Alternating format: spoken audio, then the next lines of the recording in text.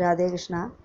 ശ്രീ ഗുരുവായൂരപ്പനെ കേശാദിപാദം മനസ്സിൽ ധ്യാനിച്ചുകൊണ്ട് ശ്രീമൻ നാരായണീയത്തിലെ ദശകം 3 ശ്ലോകം 7 പഠിക്കാം. ഇതിൽ എന്താണ് പറഞ്ഞിട്ടുള്ളതെന്നാൽ, ഹേ ഭഗവാൻ, എൻ്റെ സങ്കടങ്ങളെയെല്ലാം ഇല്ലാതാക്കി എൻ്റെ കാലുകൾക്ക് അങ്ങയുടെ ക്ഷേത്രത്തിലെത്താനും കൈകൾക്ക് അങ്ങയെ പൂജിക്കുവാനും കണ്ണുകൾക്ക് ആ സുന്ദരമായ രൂപത്തെ കാണാനും മൂക്കിന് അങ്ങയുടെ തൃപ്പാദങ്ങളിലുള്ള തുളസിയെ നുകരുവാനും എൻ്റെ കാതുകൾക്ക് അങ്ങയുടെ കഥകൾ കേൾക്കാനുമുള്ള ഭാഗ്യം തന്നരുളേണമേ എന്നാണ് ഭട്ടതിരി പറയുന്നത്.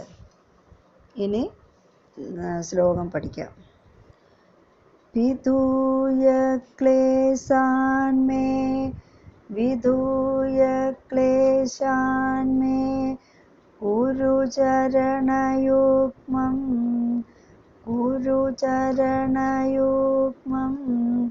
ധൃതരസം ധൃതരസം ഭവക്ഷേത്രപ്രാപ്തൗ ഭവക്ഷേത്രപ്രാപ്തൗ കരമപി ച തേ പൂജനവിധൗ പൂജനവിധൗ ഭവന്മൂർത്യാലോകേ ഭവന്മൂർത്യാലോകേ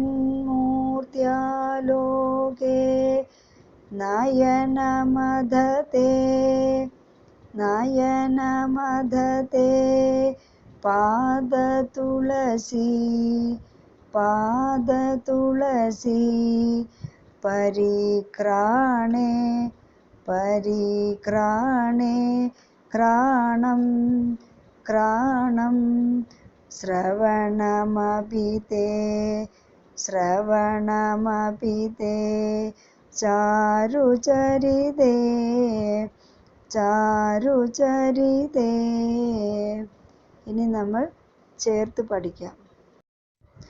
വിധൂയ ക്ലേശാൻ മേ ഗുരുചരണയുഗ്മം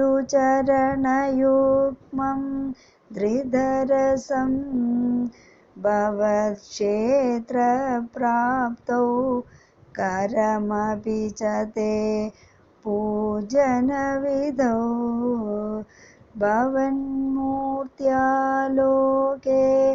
നയനമദതേ പാദതുളസീ പരിക്രാണേ ക്രാണം ശ്രവണമപി തേ ചാരുചരിതേ. ഇനി അടുത്ത വീഡിയോയിൽ ദശകം 3 ശ്ലോകം 8 പഠിക്കാം. സർവത്ര ഗോവിന്ദനാമ സങ്കീർത്തനം. ഗോവിന്ദ ഗോവിന്ദ. രാധേകൃഷ്ണ.